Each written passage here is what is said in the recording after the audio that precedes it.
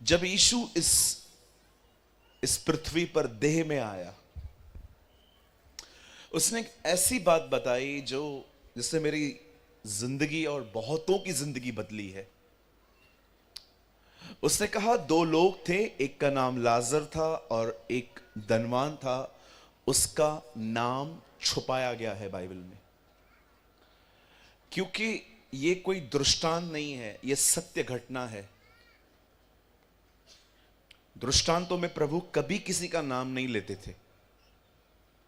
उसे कभी भी नहीं बताया बीज बोने वाला कौन है, उसने नहीं बताया वो स्त्री कौन है जो खमीर को आटे में मिला रही है, उसने उस व्यापारी के बारे में नाम नहीं बताया जो अपना सब बेच देता है एक मोती के लिए।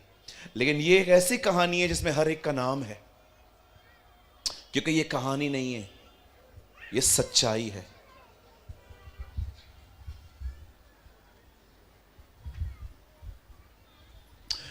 बाइबल बताती है एक धनवान था और बिल्कुल उसके घर के सामने एक गरीब व्यक्ति बैठता था जिसका नाम था लाजर। एक दिन दोनों मर गए। कलाम कहता है, वचन कहता है कि धनवान नरक में था और जो लाजर था वो इब्राहिम की गोद स्वर्ग में था। अब जब इस व्यक्ति को आग मार रही थी, आप जानते होंगे जैसे आपके छत्तीसगढ़ में कोई रिवर होती है, नरक में एक रिवर है, एक नदी है, उस नदी में 24/7 आग बहती रहती है। Bible called it's a lake of fire.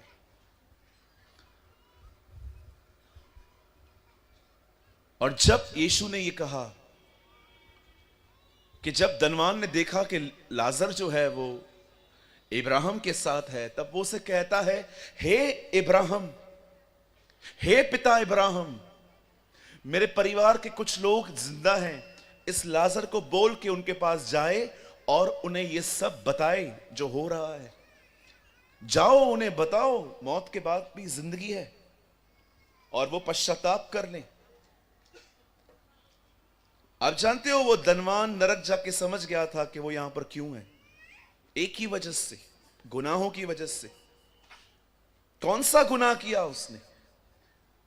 Bible में उसका कोई पाप मेंशन नहीं है, लेकिन एक चीज आप समझे जा सकते हो, अगर आपके हाथ में पैसा है, अगर आपके हाथ में कुछ है और आप अपने भाई को तड़पते हुए देखते हो और मदद नहीं करते, यह प्रभु की नजर में गुनाह है। इट इज सिन। कई लोग भूखे के लिए प्रार्थना करते हैं, रॉन्ग। आपको भूखे के लिए प्रार्थना नहीं करनी है, उसे खाना देना है।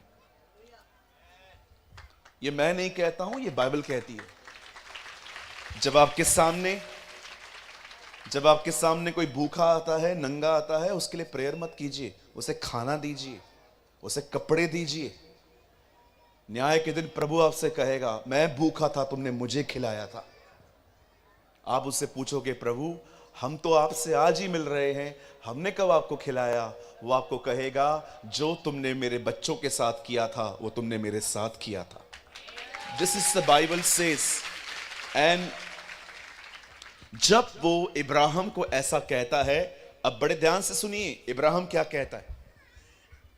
इब्राहिम उसे कहता है कि उनके पास किताबें हैं, वो उन्हें पढ़ें और उनकी सुने। मेरे भाइयों, मेरी बहनों, मैं आप में से हर एक को बताना चाहता हूं,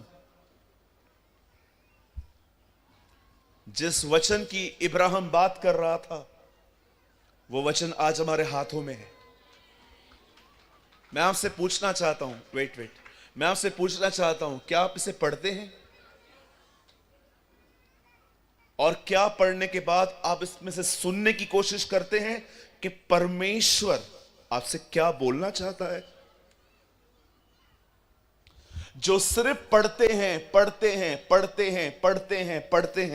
मैं आपको बताना चाहता हूं, वे अच्छे फरीसी बन जाते हैं।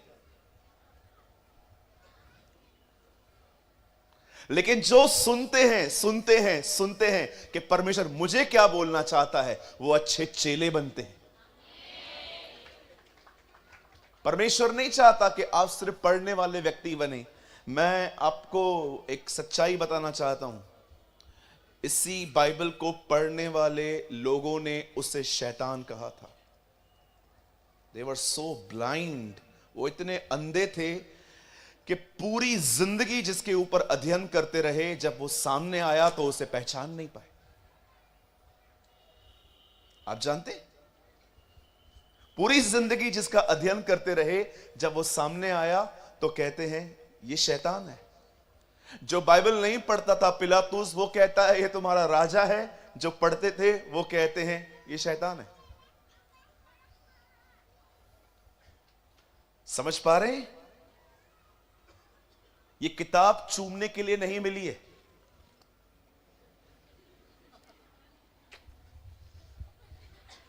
ये किताब तकिए के नीचे रखने के लिए नहीं मिली है कि अगर मैं इसको नीचे रख दूंगा तो सपने में डायन नहीं आएगी। कभी कभी लोग इसे पढ़ते नहीं है, इसे चूमते हैं। एक घर में मैं गया, एकदम बाइबल ऊपर रखी हुई थी। मैंने उनको कहा बाइबल इतना ऊपर क्यों रखा है? बोला हाँ, वचन में लिखा है वचन को ऊंचे स्थानों पर रखो। मैंने बोला तेजस्वी लोग पता नहीं कहां से आते हैं, इतने तेजस्वी। हमारे प्राइम मिनिस्टर ऐसा बोलते हैं।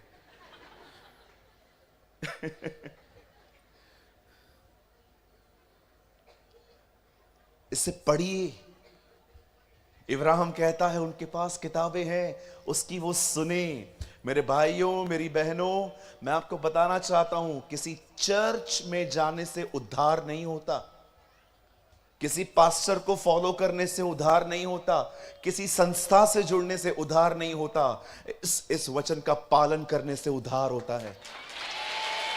You will be saved। मेरी नौकरी चली गई थी सच बोलने की वजह से। मेरे जो बॉस थे उन्होंने दुनिया भर के कर्जे लेके रखे थे, और जब भी फोन्स आते थे वो मुझे बोलते थे बोल मैं नहीं हूं, बोल मैं नहीं हूं, बोल मैं नहीं हूं। एक दिन मैंने सोचा अय्याशियां ये करता है, शराब ये पिए, सबके साथ ये गलत करे और आगे मुझे खड़ा कर देता है। एक दिन मैंने अपने बॉस को कहा सर मैं झूठ नहीं बोलने वाला हूं। उन्होंने बोला क्यों? मैंने कहा मैं मसीह में हूं। तो क्या क्रिश्चियन लोग झूठ नहीं बोलते? मैंने कहा जो झूठ बोले वो क्रिश्चियन है ही नहीं। सुनिए, अगले दिन कॉल आया, उन्होंने कहा कि बोल मैं नहीं हूं। मैंने कहा हाँ दे दो फोन। मैंने फोन लेके कहा अंकल इधर ही है, ये लो। उन्होंने जितनी गालियां खाई सूद समेत मुझे लौटाई और मुझे उन्होंने घर भेज दिया।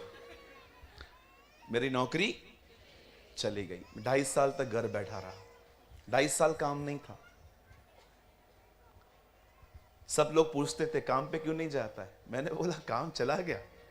क्यों चला गया? झूठ बोलने को बोलते हैं। और तू क्या महात्मा गांधी है?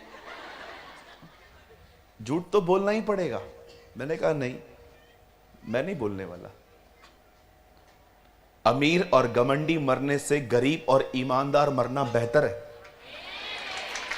You know, wait. अब वो 2.5 साल क्या किया मैंने? लूडो खेला, सांप सीढ़ी खेली, पबजी डाउनलोड की। 19 घंटे मैं हर दिन बाइबल पढ़ता था। 19 घंटे 19 घंटे में हर दिन बाइबल पढ़ता था। मेरी फैमिली को लगा मैं पागल हो गया हूं, सारा दिन काला किताब लेके जादू टोना सीख रहा हूं। मैं 19 घंटे हर दिन बाइबल पढ़ता था। मैंने 2.5 साल में इस बाइबल को कम से कम 20 बार पढ़ लिया, पूरी बाइबल को। उठता था, बाइबल पढ़ता था, नहाता था, फिर बाइबल पढ़ता था, फिर आधा घंटा सोता था, बाइबल पढ़ता था, सारा दिन पढ़ता था। वो मेरे ऐसे दिन थे जो भरपूरी के दिन थे, जिसमें मैंने भरपूरी से इकट्ठा किया। आज मैं यूसुफ की तरह अपने अकाल में अनाज खा रहा हूं। मैं आप में से हर एक को कहना चाहता हूं, लिसन, आप में से कुछ लोग हैं यहां पर जिन्हें परमेश्वर आने वाले दिनों में उपयोग करेगा। सुनिए, मैं आप में से हर एक को एक बात कहना चाहता हूं, भाइयों, परमेश्वर मुझे शिक्षा देने का वरदान कभी नहीं देते अगर वो मुझे बाइबल के प्रति गंभीर न देखते तो। जब उन्होंने देखा कि मैं उसके वचन के प्रति गंभीर हूं, उन्होंने मुझे शिक्षा देने का वरदान दिया। ये बोलना कोई मेरा कोई इसमें कोई भी मानवीय चीज नहीं है। It's a gift of God, ये प्रभु को महिमा मिले। लेकिन मैं आपको बताना चाहता हूं, जितने जवान यहां पर बैठे हैं, आप चाहते हो परमेश्वर आपका उपयोग करे, इसे गंभीरता से लो।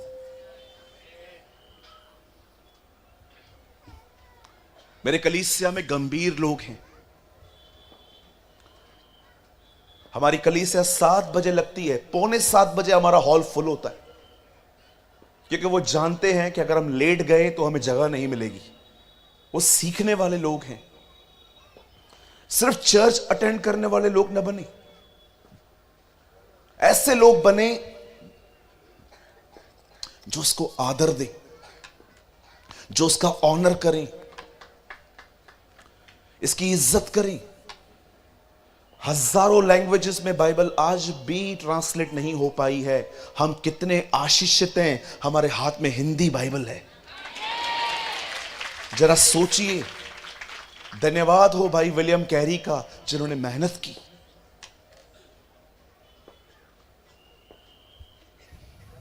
इसे पढ़िए मेरे भाइयों, मेरी बहनों, इसे अपने जिंदगी की नींव बनाइए। कुछ भी करने से पहले देखिए क्या इस वचन में उसकी अनुमति है। एक दिन मुझे एक भाई मिले, वो ब्याज पे पैसा चलाते हैं मसीह में होकर। एक दिन उन्होंने मुझसे कहा, मेरे व्यापार के लिए प्रार्थना कीजिए। मैंने कहा मैं नहीं कर सकता। उन्होंने कहा क्यों? मैंने कहा क्या बाइबल इस बिजनेस को ब्लेस करती है? बोला मुझे क्या पता। मैंने कहा यही तो प्रॉब्लम है, तुम पढ़ते नहीं हो। भजन संहिता 15 में लिखा है, कौन उसके पवित्र पर्वत पे खड़ा होगा? वह जो झूठ नहीं बोलता, वह जिसके हाथ साफ हैं, वो जो हृदय से सच बोलता है। और उसके बाद लिखा है, और वो जो अपना रुपया ब्याज पे नहीं देता। प्रॉब्लम ये है, हम अपने लाइफ में बहुत कुछ करते हैं और करने के बाद वचन देखते हैं, पर हमें पहले पता होना चाहिए कि ये क्या कहता है। मैं एक लाइन बोल के आज का वचन शुरू करने वाला हूं। विश्वास कीजिए जो मैं कह रहा हूं। अगर हमें परमेश्वर का वचन नहीं बदल पाया, हमें कोई नहीं बदल सकता। फिर नोबडी। अगर आपको और मुझे प्रभु का वचन नहीं बदल पाया, मैं आपको सच कहता हूं, आपको कोई नहीं बदल पाएगा। कोई भी नहीं। Nobody will change you। आज मैं आपसे विनती करता हूं, वह किताब जिसके बारे में इब्राहिम ने कहा उसकी सुनो। आज मैं उस किताब में से आपको कुछ बताने वाला हूं, और मेरा विश्वास है आज बहुतों की जिंदगी बदलेगी। न बल से न शक्ति से, परंतु प्रभु की आत्मा के द्वारा यह हो जाएगा। आमीन। मेरे साथ खोलिए इब्रानियों की किताब। Open with me the book of Hebrews.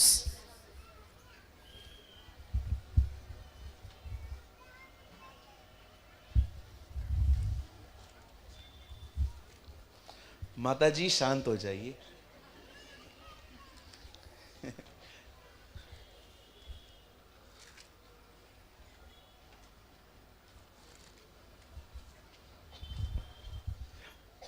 आप सब मेरे साथ खोल सकते हैं इब्रानियों की किताब और उसका 9वां अध्याय, चैप्टर 9।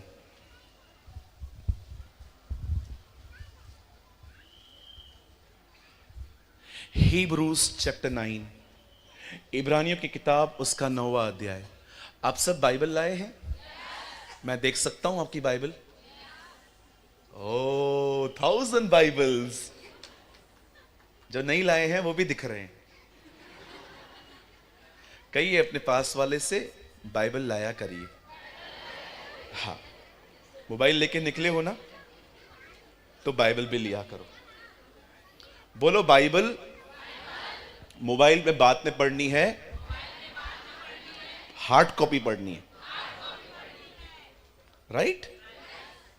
आईफोन होली नहीं हो सकता, बाइबल होली है लेकिन। ओके, आइए मैं आपके लिए पढ़ रहा हूं 9 अध्याय का 28वां वचन। वैसे ही मसीह भी बहुतों के पापों को उठा लेने के लिए एक बार बलिदान हुआ, और जो लोग उसकी बाट जोते हैं उसके उद्धार के लिए दूसरी बार बिना पाप उठाए हुए दिखाई देगा। आइए सब लोग इस वर्ड को टिक करिए, और मैं चाहता हूं आप सब अब सामने देखिए। शांत हो जाइए प्लीज, अपने बच्चों को थोड़ा कंट्रोल करिए आप, और फोन बंद कर दीजिए। आइए मैं चाहता हूं आप सब सामने देखें।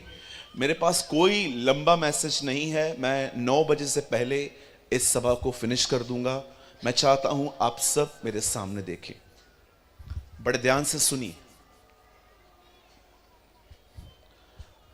हमारी बाइबल के अंदर 66 किताबें हैं, 66 books, the entire library of God's word.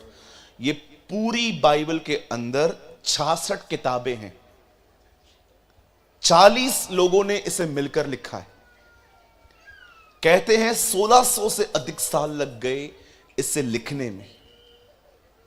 और हमारी इस बाइबल के अंदर, हमारे इस खुदा बाप के इस पवित्र कलाम में एक बात समझाई गई है जो मैं आपको बताना चाहता हूं। हमारी बाइबल में 2 चीजें बहुत एक्सप्लेन की गई हैं। Bible talk about 2 events.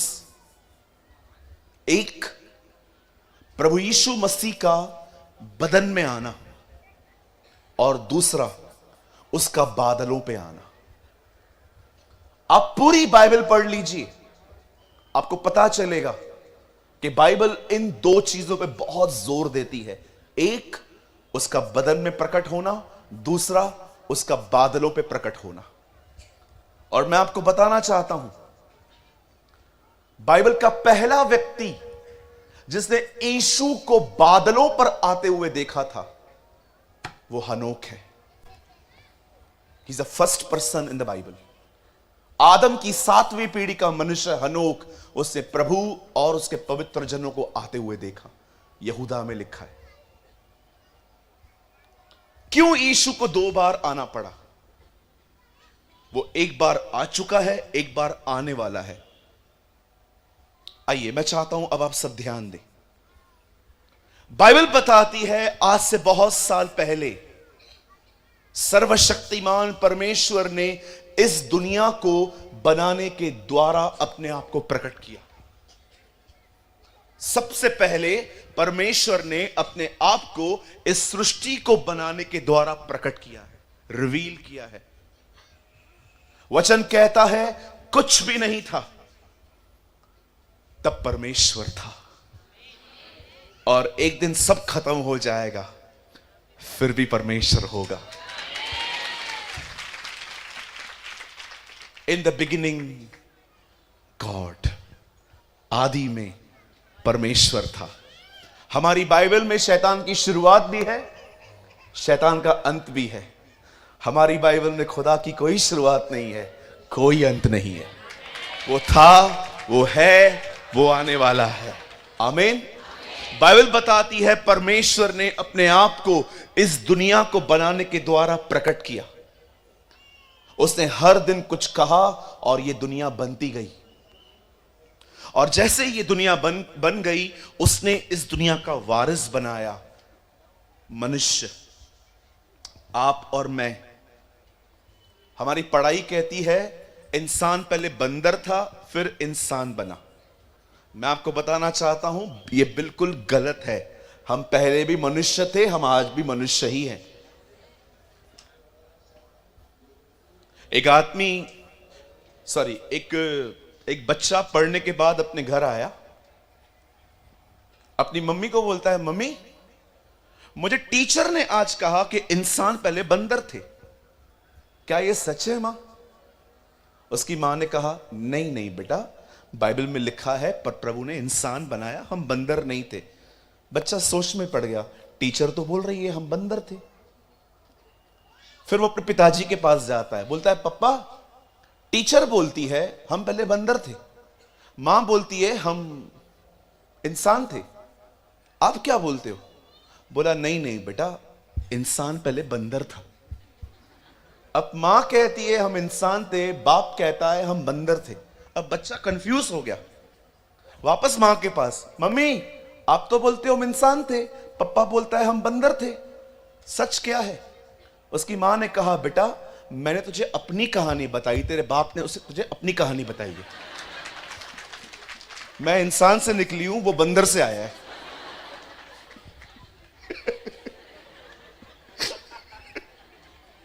Okay, कहिए हम प्रभु की समानता और प्रभु के स्वरूप में रचे गए हैं। यस, मेरी उर्दू बाइबल बताती है, खुदा ने इंसान को अपनी ही सूरत और अपनी ही सीरत में बनाया। God create man in his image and in his likeness. और जैसे ही परमेश्वर ने मनुष्य को बनाया, बहुत साल तक मैं यही बोलता आ रहा हूं, प्रभु ने मनुष्य बनाया, मनुष्य बनाया। 2.5-3 साल पहले मुझे प्रभु ने एक वाक्य दिया और कहा, अब तू अपने आप को करेक्ट कर। मैंने कहा, क्या करेक्ट करूं प्रभु? प्रभु ने मुझे कहा, तू हमेशा कहता आया है कि मैंने 6 दिन में दुनिया बनाई, उसके बाद मैंने मनुष्य बनाया।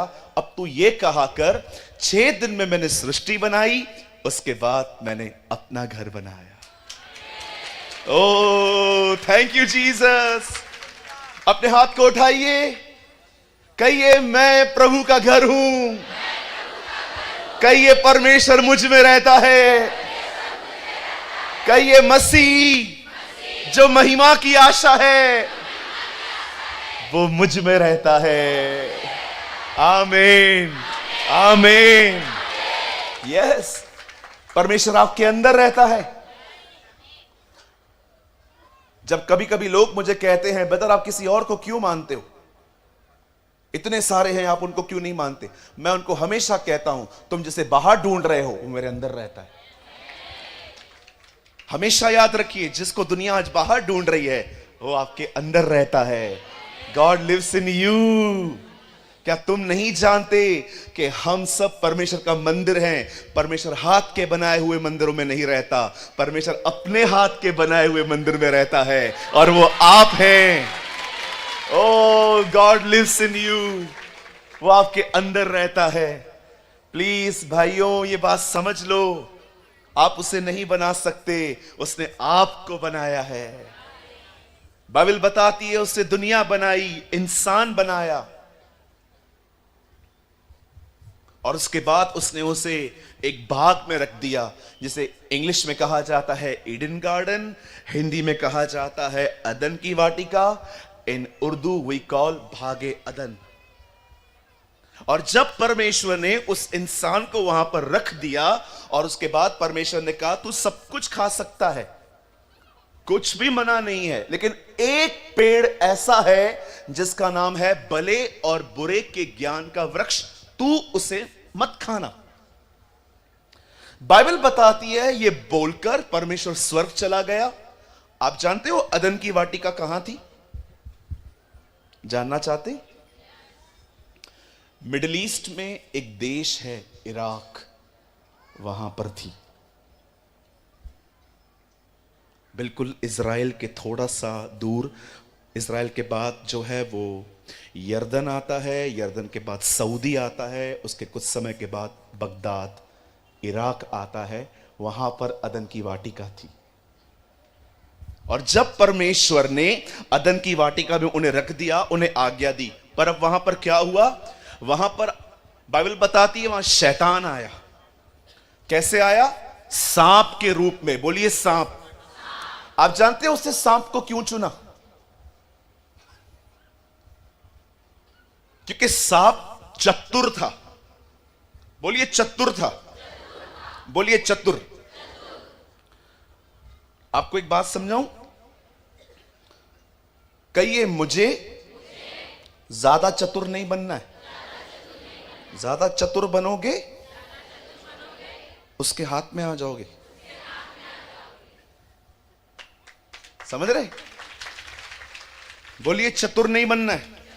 हाँ, चतुर लोग देखे हैं आपने? कुछ लोग बहुत चतुर होते, दुनिया भर के कांड करके आएंगे, लेकिन जैसे चर्च में आएंगे, जय मसीह की, हालेलुया, प्रेज द लॉर्ड, कुछ काम है मेरे लिए, एक ही काम है, तू सुधर, और कोई काम नहीं है तेरे लिए। करते हैं ना कुछ लोग। मेरे चर्च के अंदर मैं जैसे आता था तो एक भाई ऐसे करता था, कुर्सियां उठा के,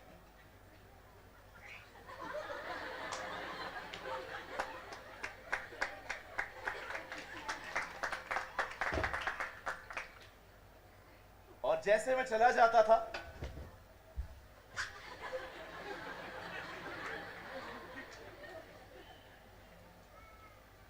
लेकिन मैं जैसे भी आता,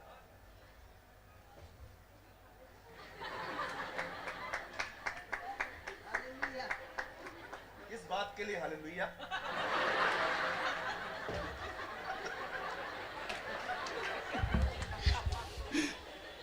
मुझे एक भाई ने कहा, ब्रदर ये कितना नम्र है, कुर्सी उठाता है। मैंने कहा नम्र नहीं है, पाखंडी है, मेरे को देख के उठाता है ताकि पास्टर इंप्रेस हो। संडे के दिन है ना, बहुत सारे लोग पास्टर को इंप्रेस करते हैं अपने चतुराई से। जैसे पास्टर आएगा,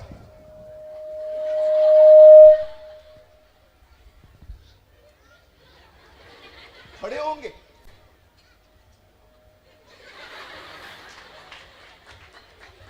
चर्च जैसे पूरी हुई बाहर निकलेंगे, पैसा देगा कि नहीं। अरे शर्म करो, सुधरो थोड़ा, प्रभु के घर में चालबाजी करते हो। चतुर बोलो, चतुर।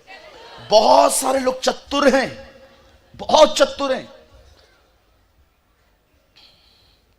बहुत सारी बहनें कलीसिया के अंदर, ओ प्रभु हालेलुया, पता नहीं कौन सा हालेलुया है, ब्राजील का है क्या अमेरिका का है, ओ हालेलुया। प्रभु भी कभी कभी बोलता है बंद कर, ओ हालेलुया प्रभु।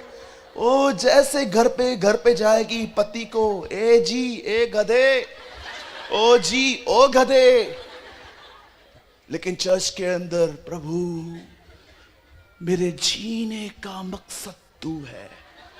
प्रभु बोलता है बिल्कुल, देख लिया। कहिए चतुर नहीं बनना है, बोलिए सीधा बनना है। या भजनकार कहता है, सीधे मन वालों के लिए यहोवा भला है। आमीन। सीधे बनिए। कहिए अपने पास वाले से, खुदा के घर में कोई एक्टिंग नहीं। Yes, live a transparent life. आप आत्मिक नहीं है, चलेगा, प्रभु आपको पसंद करता है। आज बहुत सारे लोग बहुत अलग हैं बाहर, लेकिन चर्च में ओ हालेलुया, इतना आत्मिक फॉर्म, इतना, अरे बाप रे। हमारे चर्च में एक बहन आती थी, मैं उसे इतना आत्मिक समझता था। एक दिन उन्होंने कहा, भैया हमने आपका खाना रखा है। मैंने कहा हमारा क्या है, हम तो आएंगे। मैं चला गया खाना खाने के लिए। मैंने उनके हस्बैंड से कहा, ब्रदर हमारी भाभी आशीष है आपके लिए। वो मुझे ऐसे दिख रहा था, मैं उधर ही समझ गया कुछ है। जहां मैं निकल रहा था, मैंने उनको कहा, अंकल आप आइए चर्च में। उनकी बीवी आती है, वो नहीं आते। मुझे बोलते हैं इधर आओ। मैं वहां पर गया, मुझे बोलते हैं, आपको पता है मैं आपके चर्च में क्यों नहीं आता? क्यों? इस औरत की वजह से। जिस दिन ये सुधर गई ना, मैं चर्च में आऊंगा। मैंने कहा ये तो सुधरी हुई है, तेरे सामने सुधरी हुई है खाली। और मुझे आंटी खड़े खड़े बोलती है, नहीं ब्रदर मैं कुछ नहीं करती हूं, मैं नॉनवेज भी नहीं खाती हूं। उसके उसके पति ने मेरे सामने कहा, हमें कच्चा खा गई है, हमें कच्चा खा गई है। हाँ, मैं प्रभु का बहुत भय मानती हूं भैया, चींटी को भी नहीं मारती, और जो पति को कच्चा खा गई है भाई, उसका क्या मेरी बहन।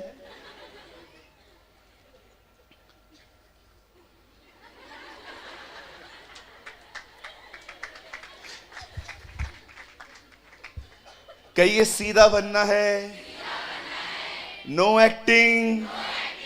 कहिए मैं जैसा भी हूं, मुझे प्रभु पसंद करते हैं, मुझे डेकोरेशन करने की कोई जरूरत नहीं है। बाइबल बताती है शैतान वहां पर आता है और उसने हवा को कहा, क्या ये सच है बहन कि परमेश्वर ने तुम्हें यहां पर कुछ भी खाने के लिए मना नहीं किया है? वो कहती है, no no no no no no, हम सब खा सकते हैं सिवाय एक को छोड़ के। शैतान ने कहा, कुछ नहीं होगा, तुम खाओ, तुम नहीं मरोगे। आज भी आपको मैं बताना चाहता हूं उसका मेथड सेम है काम करने का। आपको कहेगा कर पाप, प्रभु दयालु है, गॉड इज मर्सीफुल। अरे नहीं, कुछ नहीं होगा। किसी को नरक में डालता है क्या प्रभु कभी? कर कर देख, अश्लील वीडियो चलता है थोड़ा बहुत, एक हाथ में फोन दूसरे हाथ से पाप कर, चलता है। अरे चलता है यार। इसीलिए कलाम कहता है अंत के दिनों में बहुत लोग दुष्ट आत्माओं की शिक्षाओं पे मन लगाएंगे और विश्वास से भटकेंगे। आज कितने सारे यंग लोग हैं, आपको मैं बताना चाहता हूं, oh they are doing dirty things. हमें आज भी वो यही कहता है, अरे कर, कुछ नहीं होगा। जैसे उसे हवा से कहा, खाओ तुम नहीं मरोगे, चलता है। अरे बहन चलता है थोड़ी बहुत बुराई, इतने बड़े बड़े पाप तो तुम छोड़ गए हो, छोटे छोटे चलते हैं।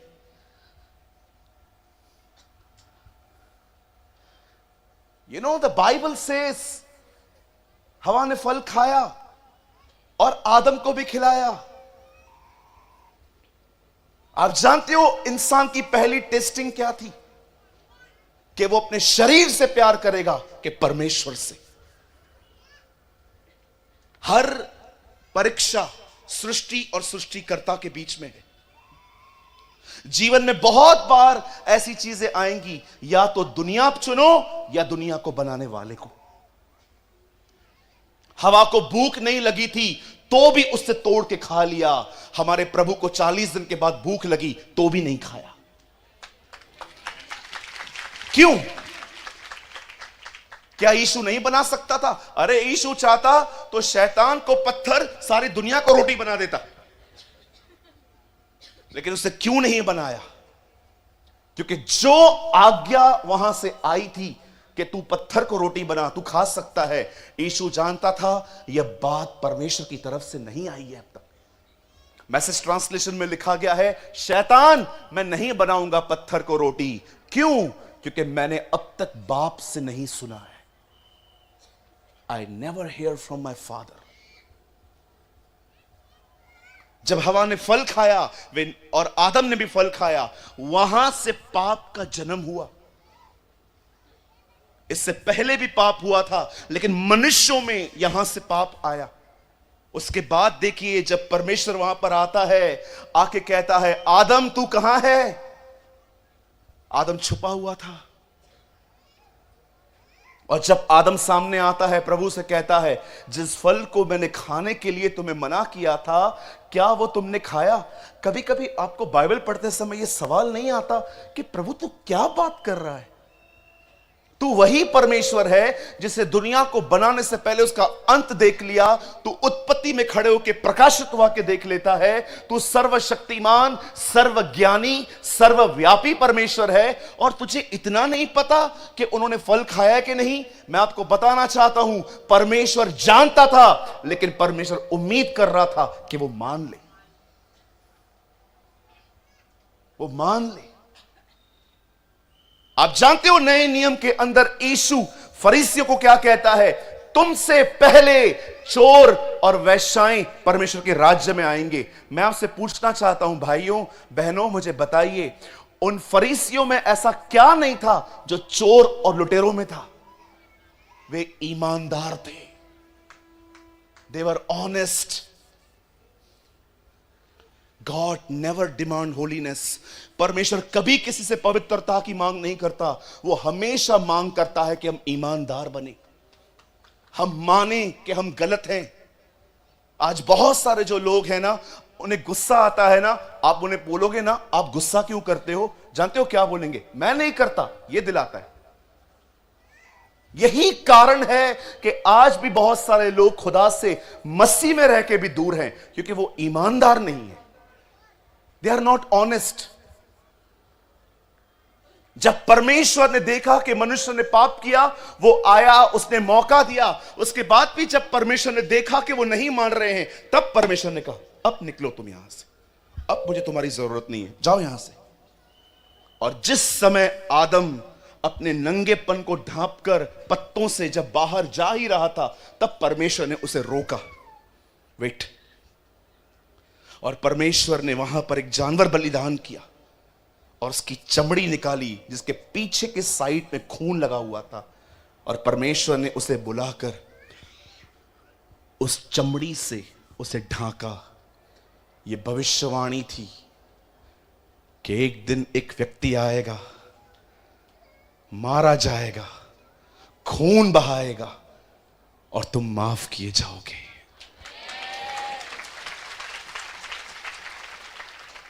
जिस दिन आदम वहां से निकाल दिया गया, उसके बाद देखिए एक ग्रेट डिक्लाइन स्टार्ट हुआ। मनुष्य और नीचे आ गया।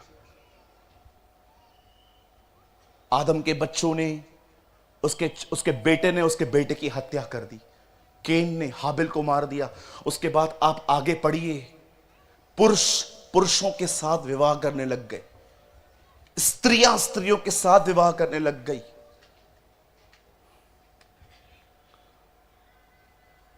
आपको अपने बच्चों के कान बंद करने की जरूरत नहीं है, उन्हें पता होना चाहिए सब कुछ। Must educated them.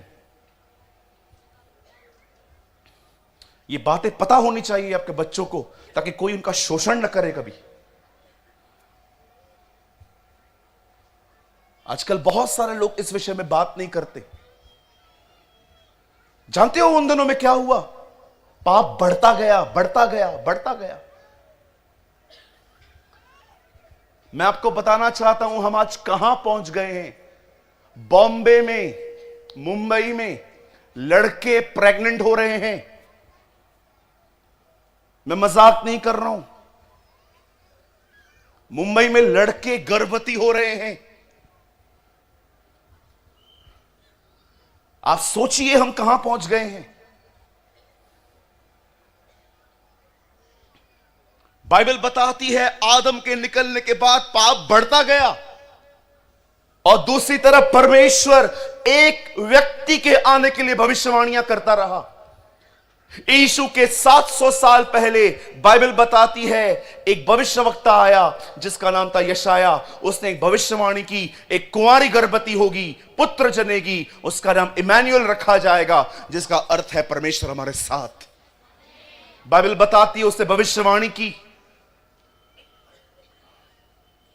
मलाकी कहता है इज़राइल पर एक सूर्य उदय होगा, उसकी किरणों से इज़राइल चंगी हो गई। कौन है ये व्यक्ति? कौन है ये कुंवारी से जन्म लेने वाला? प्रभुता उसके कांधों पर रखी गई, गवर्नमेंट उसके कंधों पर रखी गई उसकी। आज से 2023 साल पहले बाइबल बताती है एक फरिश्ता स्वर्ग से नासरत में उतरता है, कुंवारी मरियम के पास जाता है जो जस्ट अभी सगाई करके निकली थी।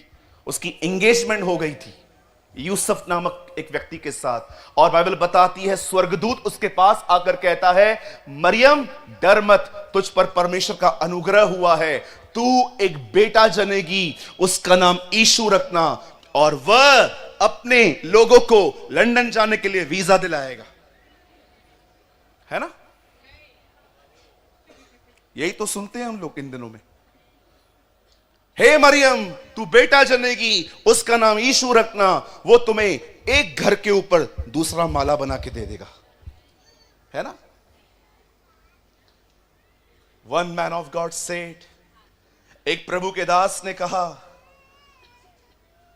अगर तुम खुदा के पीछे नहीं चलते, इसका मतलब तुम खुदा को अपनी जिंदगी के लिए यूज करते हो। आज बहुत सारे लोग प्रभु के पीछे नहीं चलते हैं, वो अपने मकसद तक पहुंचने के लिए यीशु का उपयोग करते हैं। जब तकलीफ आएगी तो खुदा को पुकारेंगे, अदरवाइज वो परमेश्वर की तरफ देखते भी नहीं है। बहुतों की जिंदगी में परमेश्वर जानते कैसा है? कहिए अम्ब्रेला की तरह। हाँ, आपने देखा है अम्ब्रेला, छाता, वो बारिश में ही खुलता है, बाकी सब महीने अंदर पड़ा रहता है।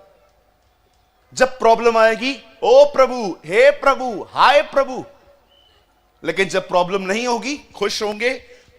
चलते हैं ना यार चर्च, कोई बड़ी बात थोड़ी है, आएंगे ना हम। मेरे भाइयों, मेरी बहनों, सदैव याद रखिएगा, भीड़ हमेशा मछली और रोटी के पीछे आती है, लेकिन चेला रोटी और दाखरस के पीछे जाता है। हम उन लोगों में से न बने जो यीशु के पास सिर्फ खाने के लिए आए, हम उन लोगों की तरह बने जो उसके साथ मरने और जी उठने में विश्वास करें। मैं आपसे पूछना चाहता हूं, क्या आप 365 दिन उसके पीछे चलते हैं? यहां पर कितने लोग हैं जिनका प्रभु के साथ लेन देन का संबंध खत्म हो चुका है? आपको प्रभु दे न दे आपको फर्क ही नहीं पड़ता, क्योंकि आप जानते हो वही परमेश्वर है। जब शद्रक, मेशक, अबेदनो को आग के भट्ठे में डाले जाने वाले थे, तब वो राजा से कहते हैं, हे राजा, यह बात याद रख, जिस परमेश्वर की हम आराधना करते हैं वो हमें आग के भट्ठे में से बचाने की ताकत रखता है, पर यह भी याद रख, अगर वो न बचाए तो भी हमारा परमेश्वर होगा। मेरे भाइयों, मेरी बहनों, खुदा का पीछा इसीलिए नहीं करना चाहिए क्योंकि वो आपके सारे कामों को करता है। यह तो एक स्वार्थी कारण है। परमेश्वर के पीछे इसलिए चलना चाहिए क्योंकि वो परमेश्वर है।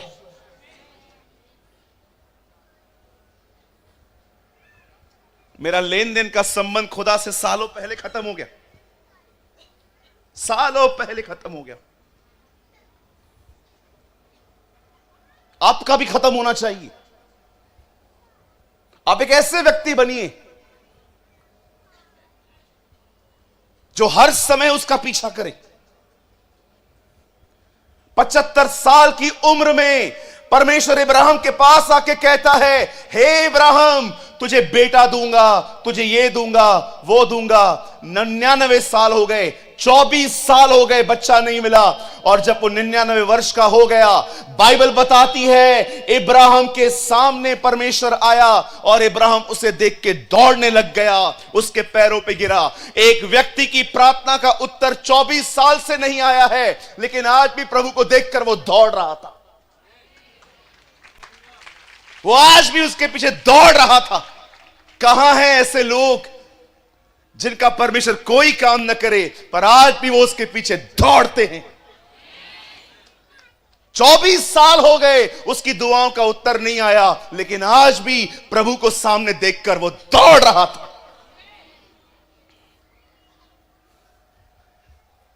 ओ प्रभु, हमारे भारत में ऐसे लोग तैयार कर, हमारे इंडिया में ऐसे लोग तैयार कर जो अपने स्वार्थी पूर्ण अभिलाषाओं को साइड में रखकर तेरा पीछा करें।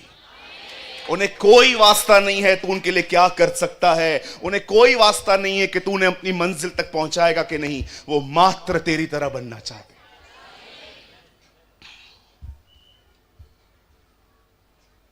तू उसका नाम यीशु रखना, वहां पर नहीं लिखा है कि वो तुम्हें लंदन ले जाएगा, वो तुम्हें माले दिलाएगा, वो तुम्हें चंगाई देगा। प्रभु ये सब करते हैं, मैं मानता हूं, मैं खिलाफ नहीं हूं। मैं प्रभु से प्रार्थना करता हूं कि मुझे ये चाहिए, मुझे वो चाहिए। लेकिन मैं आपको बताना चाहता हूं भाइयों बहनों, ये सब बात में है।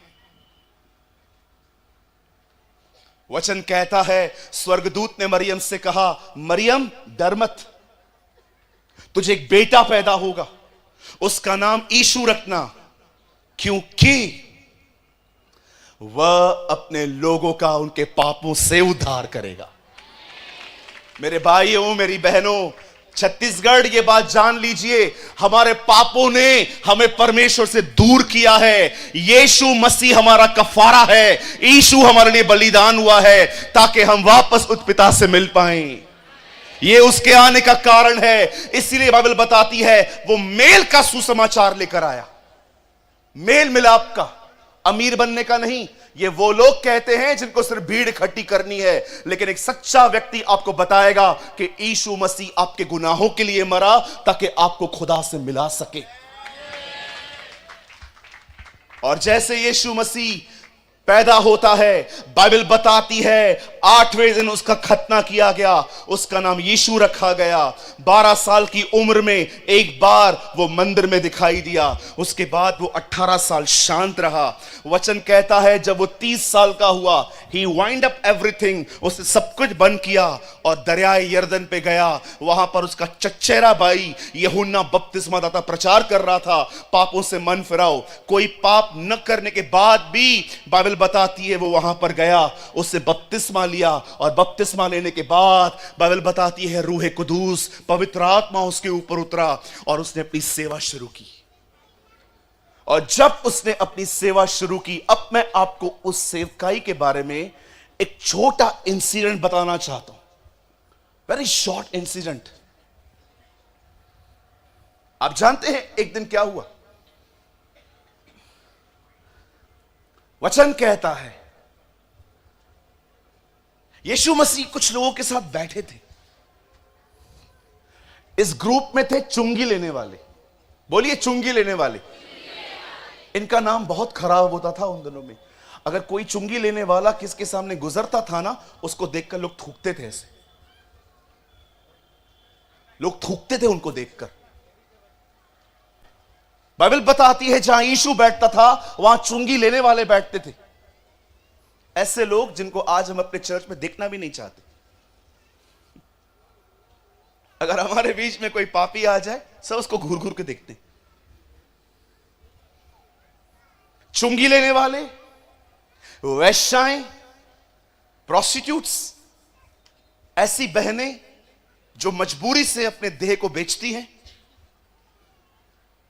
चुंगी लेने वाले, चोर, डाकू, पियक्कड़, सारे बुराई के लोग जहां यीशु बैठता था वहां पर आके बैठते थे।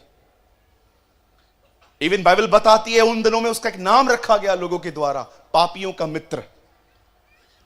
ही is a friend of sinners. मेरे भाइयों मेरी बहनों, समझ पाओ तो समझ लेना, वो इज़राइल का परमेश्वर बात में है, पहले वो याकूब का परमेश्वर है।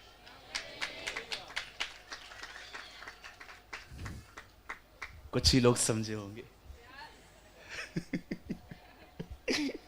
वेरी फ्यू नो कि मैं क्या बोलने की कोशिश कर रहा हूं। याद रखिएगा वो इज़राइल का परमेश्वर बात में है, पहले वो याकूब का परमेश्वर है। सूरज भाई क्या बोल रहे हो, समझ में नहीं आ रहा। याकूब का मतलब होता है चीटर। इज़राइल का मतलब होता है वो व्यक्ति जो निष्कपट है, पाखंडी नहीं है। आप में से कितने लोग ये बिलीव करते हैं प्रभु ने हमें इज़राइल अभी बनाया है, पहले हम भी याकूब की तरह ही थे? कोई है यहां पर जो मानता है इस बात को? यस ब्रदर, याकूब बहुत अच्छा था मुझसे,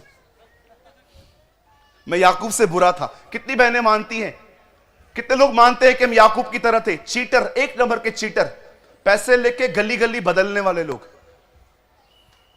लोगों से पैसे ले लेते थे और जब देने की बारी आती थी तो गलियों से घूम जाते थे कि पकड़ने ले। वो इज़राइल का खुदा बात में है, पहले वो याकूब का परमेश्वर है। आप जानते हैं ऐसे लोग यीशु के इर्द गिर्द बैठते थे, और उन दिनों में कुछ लोग थे जिनका नाम था फरीसी। बोलिए फरीसी। हां, आप जानते हो फरीसी कौन है?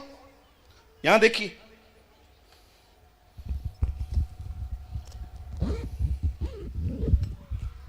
आइए, यहां पर भी कुछ फरीसी जरूर होंगे, 100% हर जगह होते। फरीसी वो लोग हैं जिनके पास पूरी बाइबल का ज्ञान है पर प्रेम नहीं है। पूरा ज्ञान है, they are number 1 candidates for help.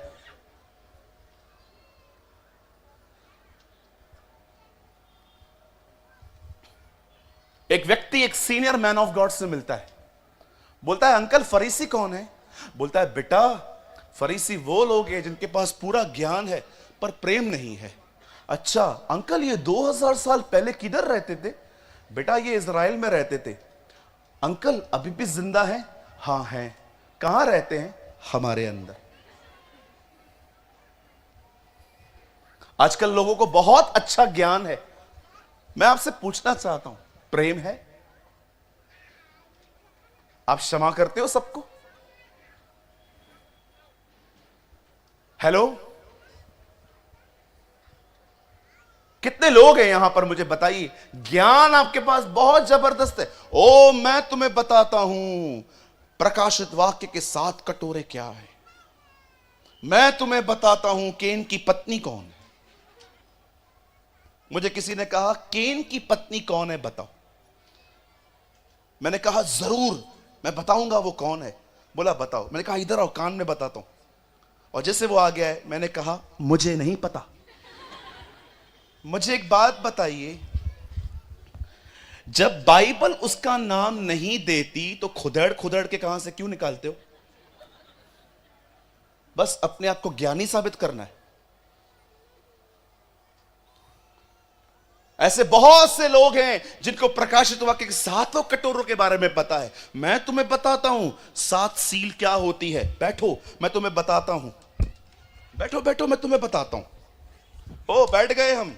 अभी देख ये कटोरा है ना, ये ऐसा है, ये कटोरा ऐसा है, ये कटोरा ऐसा है। पीछे से एक आदमी आके बोलता है उसको, अंकल चलो काम है, आ रहा हूं। रुको, ये 4था कटोरा ऐसा है। अंकल चलो, अरे आ रहा हूं रुक। ये 5वां कटोरा ऐसा है, ये 6वां। अंकल चलो ना, मारूंगा चमाट खींच के, रुकता नहीं है तू। क्या फायदा इतने ज्ञान का जबकि स्वभाव इतना घटिया है? क्या फायदा? क्या आपको लगता है जिस दिन प्रभु यीशु मसीह आएंगे और सबको लेके चले जाएंगे और वो आप देखोगे मैं उठ ही नहीं रहा हूं, प्रभु मेरे को उठा उठा, और ऊपर से प्रभु कहेगा नहीं तू 7 कटोरों के बारे में नहीं जानता इसलिए मैं तुझे नहीं उठाऊंगा। मेरे भाइयों मेरी बहनों, हर व्यक्ति खुदा के साथ कम ज्ञान की वजह से नहीं, अच्छे चरित्र के वजह से जाएगा। अगर आपको बहुत सारा ज्ञान नहीं है ना, आप चिंता मत करो, बहनों के ऊपर शुद्ध नजर रखो, यह ज्ञान से बेहतर है। जब भी आप किसी बहन को देखते हो अपने विचारों में पवित्र बने रहो। शिमशोन की तरह मत बनो कि जब वो किसी खूबसूरत चेहरे को देखता था उसकी वासना भड़क उठती थी और उसको कंट्रोल करना नहीं जानता था। किसी ने कहा अगर तुम्हारी आंखें शिमशोन की तरह हैं तो तुम्हारा अंत सुलेमान की तरह होगा। या आई एग्री विथ हिम। किसी ने कहा तुम्हारी आंखें अगर शिमशोन की तरह हैं तो तुम्हारा अंत सुलेमान की तरह होगा। देखा आपने सुलेमान को? मैं आपको उसके बारे में कुछ बताऊं? मैं आपको बताना चाहता हूं, अपने जीवन में सुलेमान सिर्फ एक बार प्रभु के मंदिर में गया था, इनॉग्रेशन डे, लास्ट डे। जिस दिन प्रभु का भवन बना वो उसी दिन गया। आप उसके बाद कभी नहीं पढ़ोगे कि वो किसी मंदिर में गया था। एक यही राजा था जो कभी लड़ने के लिए नहीं गया, हमेशा अपने पैलेस में बैठा रहता था। दाऊद ने पाप किया, नातान आया। शाऊल ने पाप किया, शमूएल आया। सुलेमान ने पाप किया, कोई नहीं आया। उसे सारे दरवाजे बंद करके रखे थे जहां से भी वचन आता था, और अंत में नाश हो गया।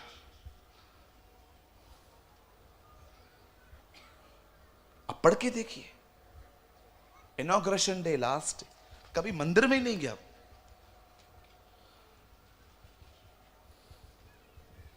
यीशु पापियों के साथ बैठा था, उनके साथ भोजन करता था। ये फरीसी भी वहां पर खड़े थे, वो लोग जो ज्ञान से भरे हुए हैं लेकिन खुदा के साथ टच में नहीं थे, इसीलिए उनके अंदर प्रेम नहीं था। मेरे भाइयों, मेरी बहनों, इस गंदी आत्मा से बाहर आइए।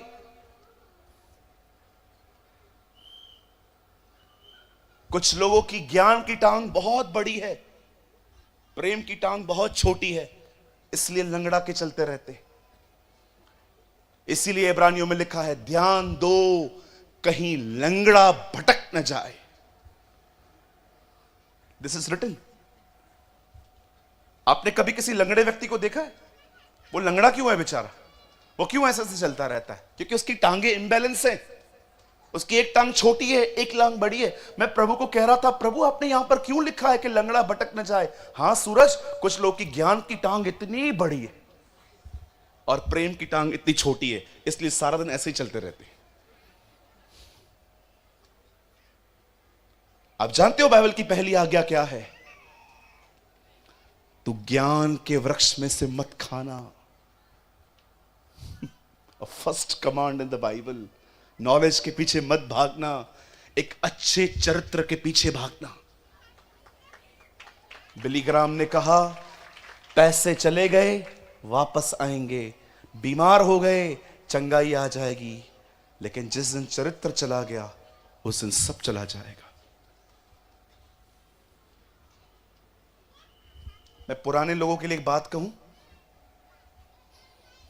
जीसस पृथ्वी पर मनुष्य को अपना चरित्र देने आया था।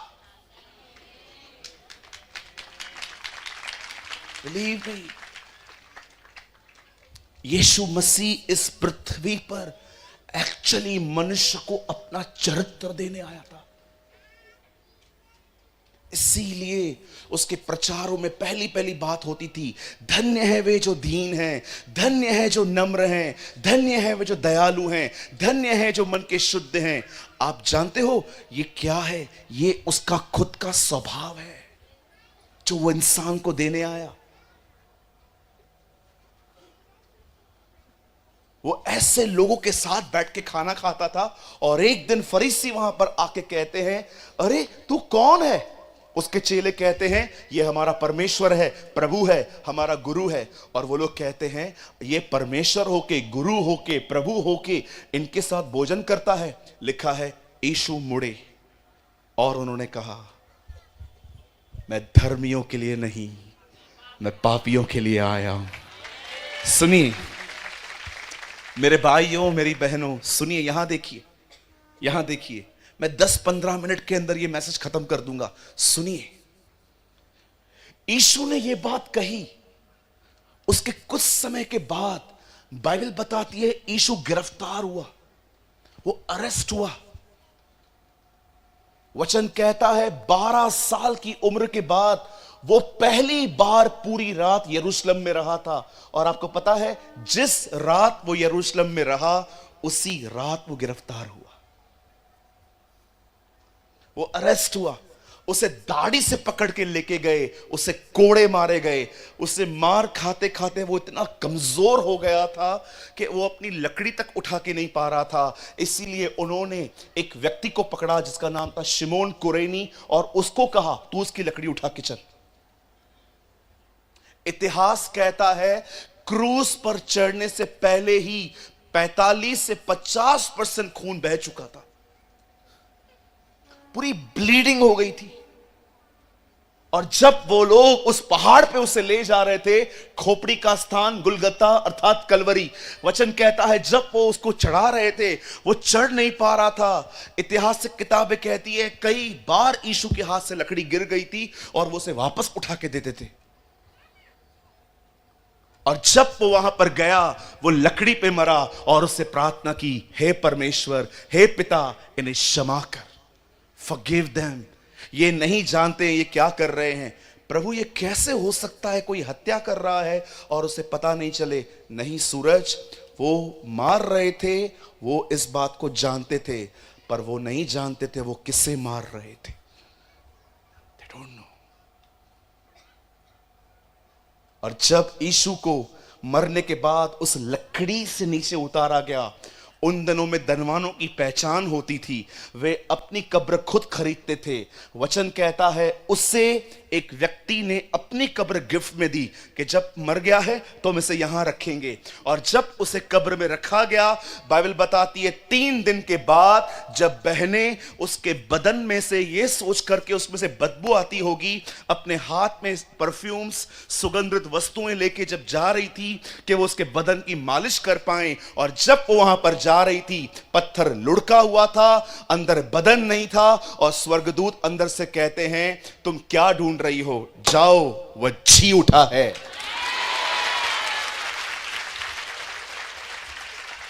मेरे भाइयों, मेरी बहनों, मैं आप में से हर एक को बताना चाहता हूं, जिस परमेश्वर की हम महिमा और आराधना करते हैं वो जिंदा है। He is God alive and well। वो एक जीवित परमेश्वर है। आई डोंट नो आप लोग क्यों परेशान रहते हैं, मुझे समझ में नहीं आता। आप में से कुछ लोग होप कैसे छोड़ सकते हैं, आप उम्मीद कैसे छोड़ सकते हैं। हमारा खुदा मरा हुआ नहीं है, वो क्रूज पे नहीं है कि हम सारा दिन ये करते रहें, वो वहां से उतरा है, वो जी उठा है।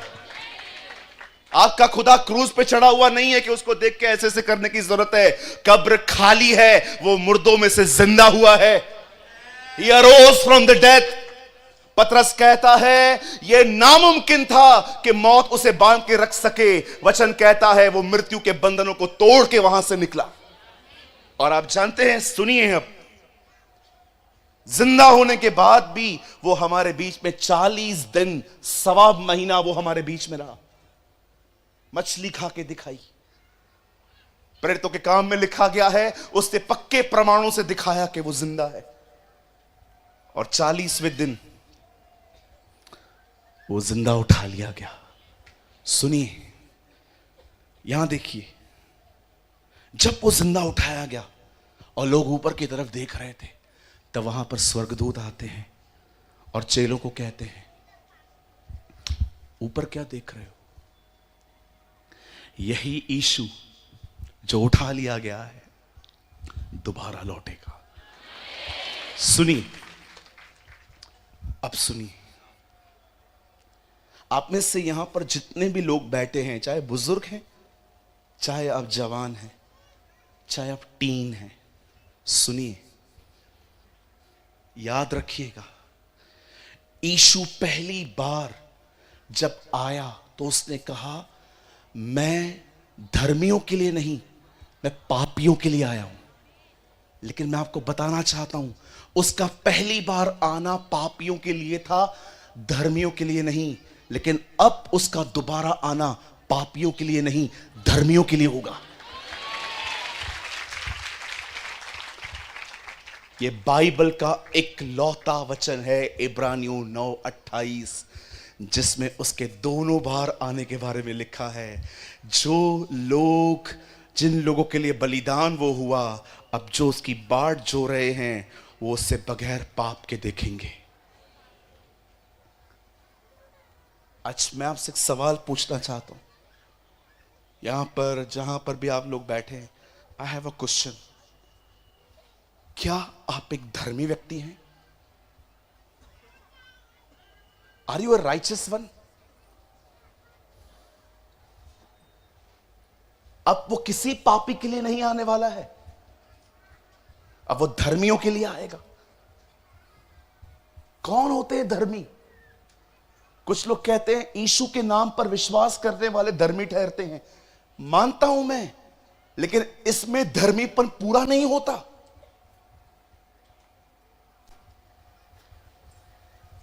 बाइबल में पहला व्यक्ति जो धर्मी बताया गया है वो नूह है। और जानते हो वहां पर क्या लिखा है? नूह धर्मी था क्योंकि वो परमेश्वर के साथ चलता था। कोई भी व्यक्ति सिर्फ यीशु पर विश्वास करने से धर्मी नहीं ठहरता। धर्मी वो है जो उस पर विश्वास करके उसके साथ चलता है। They are the righteous people. आज मैं आपसे पूछना चाहता हूं, क्या आप अपने परमेश्वर के साथ चल रहे हैं? मेरे भाइयों, मेरी बहनों, मैं आप में से हर एक को बताना चाहता हूं, जितने भी लोग मुझे यहां पर सुन रहे हैं, यीशु मसीह आज से 2000 साल पहले पापियों के लिए आया, लेकिन अब वो किसी पापी के लिए नहीं आएगा। अब वो उनके लिए आएगा जो धर्मी हैं। वो उनको उठाने के लिए बादलों पर आएगा। क्या आप धर्मी हैं? क्या आप प्रभु के साथ चलते हैं? अगर आप एक पास्टर हैं और प्रभु के साथ नहीं चलते, आप भी रह सकते हैं। और जानते हैं जो लोग रह जाएंगे उनके साथ क्या होगा? इतिहास कहता है वो पहली बार देह में प्रकट हुआ, अब दूसरी बार वो बादलों पे आएगा। इस बार जब वो आएगा तो वो अपने पैर बादलों से नीचे जमीन पे नहीं रखेगा, वो वहीं से लोगों को उठाकर चला जाएगा। और जो लोग रह जाएंगे, आपको पता है उनके साथ क्या होगा? सुनिए, सत्ताव और क्रोध में फर्क है। There is a difference between persecution and the wrath of God. याद रखिए, सत्ताव हर विश्वासी को फेस करना पड़ेगा, लेकिन विश्वासी क्रोध के लिए नहीं ठहराया गया है। लेकिन जो लोग रह जाएंगे, मैं आपको बताना चाहता हूं, उन्हें परमेश्वर के क्रोध का सामना करना पड़ेगा। बिली ग्राहम ने कहा, जो उठा लिए गए वो पिता से मिलेंगे, जो रह गए वो यहोवा से मिलेंगे।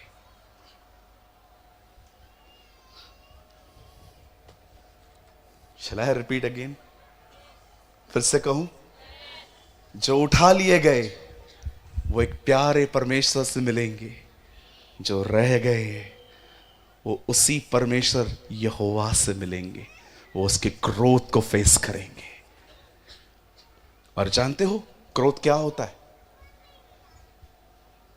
जब कोविड-19 आई, मैं उस शहर से हूं जो सबसे ज्यादा डैमेज हुआ था। मेरे घर पे जवान जनाजा उठा। मेरे घर पे एक जवान की मौत हुई। ओह, परमेश्वर जानता है हम आज भी उभर नहीं पाए हैं। हमारे घर पे आज भी कई बार वो यादें हमें परेशान करती। आप जानते हो, जब कोविड आई, लोग सिलेंडर पाने के लिए लाखों रुपए खर्च कर रहे थे। ले लो, सब ले लो, सब ले लो। एक मुंबई में एक आदमी है, उसे कोविड के डर से एक अस्पताल में कुछ हुआ भी नहीं था, उससे 10 लाख रुपए जमा कर दिए कि अगर मुझे कोविड हुई मुझे जगह देना। यू बिलीव मी, मैं मजाक नहीं कर रहा हूं। मुंबई में एक व्यक्ति ने एक अस्पताल में 10 लाख रुपए जमा करवा दिए कि अगर मुझे कोविड हुआ तो मेरे लिए बेड रखना। हर कोई जीना चाहता था। लोग, जब कोविड-19 आया, जब लोगों को लंग्स डैमेज हो रहे थे, फेफड़े खराब हो रहे थे, पता नहीं क्या क्या हो रहा था, हमारे बॉम्बे में अफरा तफरी मच गई थी। इंजेक्शन नहीं मिल रहा है, ये नहीं मिल रहा है, वो नहीं मिल रहा है। मैं अपनी आंखों से देख रहा था, 15-15 एम्बुलेंस एक साथ जा रही थी। ओह, कैसे लाशें मेरे सामने से गुजर रही थी। मुंबई में ऐसे लाइन लगी पड़ी हुई थी, जलाने के लिए जगह नहीं थी। घर घर में मौतें हुई, बच्चे मरे, जवान मरे, बूढ़े भी मरे। आपको पता है, हर व्यक्ति अंत तक लड़ रहा था कि नहीं, जिंदगी जीनी है। जानते हो क्यों? सब जीना चाहते थे, लेकिन आपको पता है जब परमेश्वर का क्रोध आएगा इस पृथ्वी पर, कोई व्यक्ति जीना नहीं चाहेगा। लिखा है वे पहाड़ों से कहेंगे हम पर गिर, लेकिन पहाड़ उन पे कहेंगे नहीं, तुम भुगतो। क्यों? क्योंकि तुमने उसके पुत्र पर विश्वास नहीं किया था। ये वो दिन होंगे, ये वही दिन होंगे जब परमेश्वर अपना क्रोध उन लोगों पर उंडेलेगा जिनके वास्ते वो मरा, लेकिन आज भी वो विश्वास नहीं करते उस पर। मेरे भाइयों, मेरी बहनों, मैं आपको डर से तैयार नहीं करना चाहता। मैं आप में से हर एक को कहना चाहता हूं, इस हॉल में उस भाई से लेकर लास्ट तक जितने लोग खड़े हैं ना, मैं आप में से हर एक को कहना चाहता हूं, वो आपसे प्रेम करता है। He loves you। और वो आप में से एक को नहीं खोना चाहता।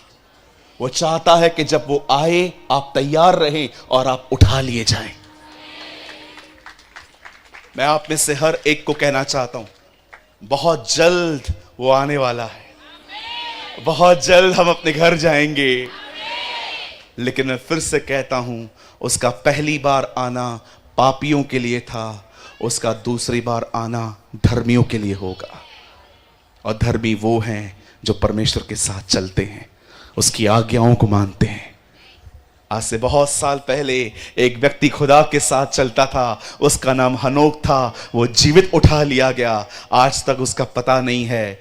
इतिहास एक बार फिर से रचने वाला है, जहां पर हर वो व्यक्ति जो उसके साथ चलेगा वो उठा लिया जाएगा। ओ, उठा लिया जाएगा। यही तो हमारी धन्य आशा है। This is our blessed hope, Paul कहता है। आपको पता है, हम लोग जब लोगों को डिस्करेज देखते हैं, परेशान देखते हैं, तो हम क्या बोलते हैं? नहीं नहीं नहीं, काम हो जाएगा, चिंता मत कर, कंटिन्यू चर्च में आता रहे, सब ठीक हो जाएगा। आप जानते हो पौलुस क्या कहता है? प्रभु उतरेगा, हमें उठाकर ले जाएगा। और जानते हो अंत में वो क्या कहता है? यह बातें एक दूसरे को बता के शांति दिया करो। हम पास्टर्स लोग मरते समय कब्र के सामने ये वचन पढ़ते, ओ ये आदमी मर गया, ये हमें फिर से मिलेगा, आओ मैं तुम्हें शांति दूं। वहां पर मरे हुओं के लिए नहीं, जीवितों को शांति देनी है। मैं आप में से हर एक को कहना चाहता हूं, मेरे भाइयों, मेरी बहनों, परेशान मत होइए, बहुत जल्द वो आ रहा है। ओ, हम घर जाएंगे, हम उठा लिए जाएंगे। वो जहां वो रहता है, हम भी वहां पर रहेंगे। और मैं आपको कहना चाहता हूं, मेरे भाइयों, मेरी बहनों, ये हो जाने के बाद जब हम उठा लिए जाएंगे, उसके 7 साल के बाद प्रभु इस पृथ्वी पे इस बार वो बादलों पे हमें साथ लेकर नीचे उतरेगा। 1000 साल की बादशाहत शुरू होगी और हम राज्य करेंगे उसके साथ। आमीन। सो मेरे भाइयों, मेरी बहनों, बी अ राइचस मैन, धर्मी बनो। कई अपने बाजू वाले से, हमें धर्मियों की तरह जीना है। यस, लिव लाइक अ राइचस मैन। नीति वचन में लिखा है, धर्मी जो कहता है उसे पूरा करता है, चाहे हानि ही क्यों ना उठानी पड़े। यह धर्मियों का स्वभाव होता है, जो वो कहते हैं वो उसे करते हैं, चाहे तकलीफ ही क्यों ना उठानी पड़े। Be a righteous. हर दिन प्रभु के साथ संगति करें, वचन पढ़ें, प्रार्थना करें, ईमानदारी से अपने पापों को माने, हर दिन खुदा के साथ चले। मैं आपको कहना चाहता हूं, धर्मियों की तरह जिंदगी जियो। ये दुनिया हमारे लिए नहीं है। बोलिए अपने बाजू वाले को, ये दुनिया हमारे लिए नहीं है। हाँ बोलो, हम इस दुनिया के नहीं है। हाँ बोलिए अपने बाजू वाले को, हम इस दुनिया के लिए नहीं है। बोलिए, उसने हमें संसार से चुन लिया है। हाँ आमीन, उसने हमें चुना है। आप इस दुनिया में रहिए, दुनिया में खाइए, दुनिया में पी लीजिए, दुनिया में कमाइए, दुनिया की तरह मत बनिए। नेवर। बोट को देखो, पानी में चलती है, पानी में रहती है, पानी में ही सारा दिन तैरती रहती है, कभी पानी अंदर नहीं लेती, क्योंकि उसे पता है जिस दिन पानी अंदर आया खत्म। दुनिया में रहो, दुनिया में खाओ, दुनिया में पियो, दुनिया को अंदर मत आने दो। ये जगह परमेश्वर की है, ये दुनिया परमेश्वर की है। मैं बंद करने से पहले आपको एक बहुत मजेदार बात बताना चाहता हूं। बाइबल बंद कर दीजिए, बस मैं 2 मिनट में आपको माइक दे दूंगा। एक दिन मेरी एक आंटी रहती है इजराइल में, उन्होंने मुझे कॉल किया इजराइल से। प्रेमानी, हाँ कहां पर हो? मैंने कहा इंडिया में हूं। हाँ वो तो मैं जानती हूं, लेकिन कहां पर हो, मतलब कहां पर, बाहर तो नहीं गए हो ना? मैंने कहा नहीं, ये हफ्ता मैं इधर ही हूं। ओके, मैं आ रही हूं, बॉम्बे आ रही हूं कुछ घंटे के लिए, 1 घंटा तुमसे मिलने आ रही हूं। मैंने कहा ओके कम, आ जाओ मिलेंगे। टाइम फिक्स हुआ, मुझे पूरी तरह से याद नहीं है टाइम क्या था, उस दिन कौन सा था। मैं एग्जांपल लेता हूं, फ्राइडे के दिन शाम को 6 बजे उन्होंने कहा मैं आऊंगी। मैंने कहा ओके कम। मैंने अपने ऑफिस बॉय को बोला जूसेस लेकर आ, कोल्ड ड्रिंक्स लेकर आ, ड्राई फ्रूट लेकर आ, जो भी हम परोस सकते हैं सब लेकर आ। मेरे ऑफिस बॉय ने बहुत सारी चीजें लेके रखी कि जैसे आंटी आए हम उनके सामने परोस लें। मैंने अपने पूरे ऑफिस की सफाई करवाई। वैसे मेरा ऑफिस प्रभु के अनुग्रह से बहुत मेंटेन ऑफिस है, बहुत सफाई होती है, एक छोटा सा चूहा भी नहीं मिलता है वहां पर। लेकिन मैंने कहा पूरा सफाई कर, पूरा परफ्यूम वर्फ्यूम मार के मस्त सारी एसियां वगैरह साफ कर, आंटी आ रही है। मेरे ऑफिस बॉय ने कहा ठीक है मामा हो जाएगा। ये भी हो गया। फ्राइडे का दिन आ गया। 3 बजे मेरा एक दोस्त ने कॉल किया, सूरज भाई कहां पर हो? मैंने कहा मुंबई में ही हूं, 5:30 बजे मिल सकते हो आधे घंटे के लिए? मैंने कहा नहीं। क्यों? आंटी आ रही है। फिर एक आंटी का कॉल, दूसरी आंटी का कॉल आया, भैया हमारे घर पे बच्चा पैदा हुआ है 3 दिन पहले, आज 7 बजे पार्टी रखी गई है, आप आएंगे? नहीं, आंटी आ रही है। सारा दिन इस तरह डिजाइन किया गया कि वो जो समय दिया गया है वो समय खाली रखना है, क्योंकि बहुत दूर 7 समुंदर 24 घंटे ट्रेवल करके कोई मेरे पास आ रहा है। आपको पता है वो एक ऐसा दिन था, मुझे ये तक ख्याल नहीं था कि मुझे प्रार्थना करनी है, बाइबल पढ़नी है। मेरे दिमाग पर एक ही बात छाई हुई थी, आंटी आ रही है, आंटी इज कमिंग। ओ आंटी आएगी, गिफ्ट लाएगी, है ना? ये भी खुशी थी अंदर में कि खाली हाथ नहीं आएगी, कुछ ना कुछ लाएगी, यर्दन का पानी लेके आएगी। ओके, बहुत सारी बातें।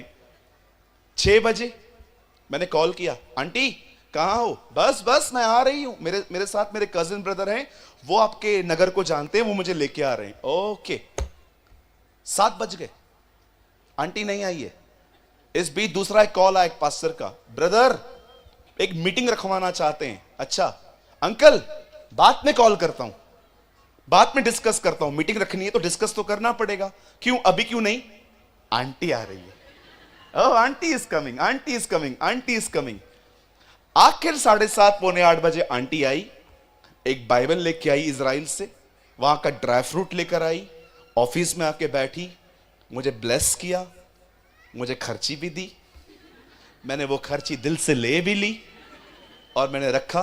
9:15 बजे उन्होंने कहा, सूरज मुझे बहुत खुशी हुई, मैं आपसे मिली, अब मैं जा रही हूं, मैं 2 दिन कोल्हापुर में जाऊंगी, वहां पर रहूंगी अपनी बहन के पास और फिर मैं चली जाऊंगी।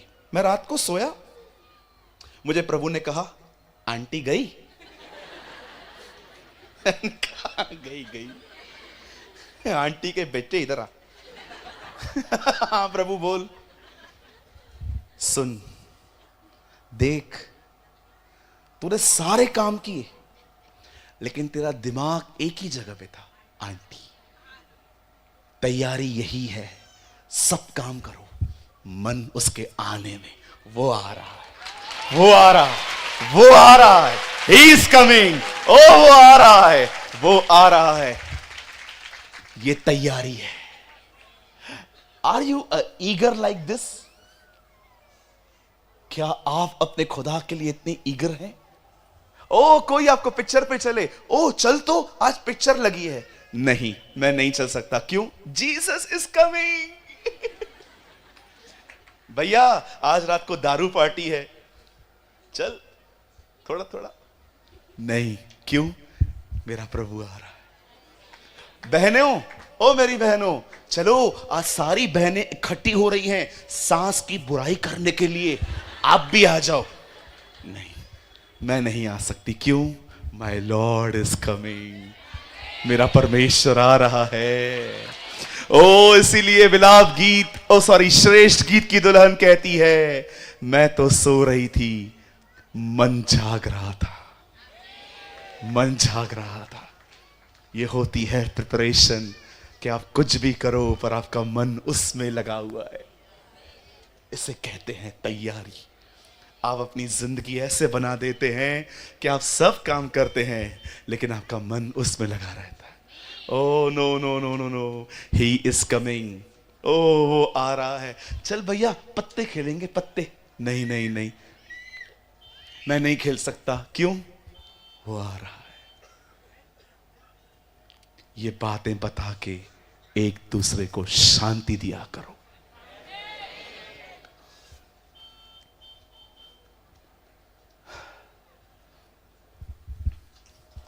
वो आ रहा है। He is coming। धर्मियों की चाल चलिए। Live like a righteous people। हम दुनिया में रह सकते हैं, लेकिन दुनिया को एंजॉय नहीं कर सकते। वो हमारे लिए नहीं है। हमारा घर खुदा का घर है, हम वहां पर जिएंगे। आमीन। कितने लोग आज के बाद धर्मियों की तरह जिंदगी जिएंगे? यस, लिव लाइक अ राइचस।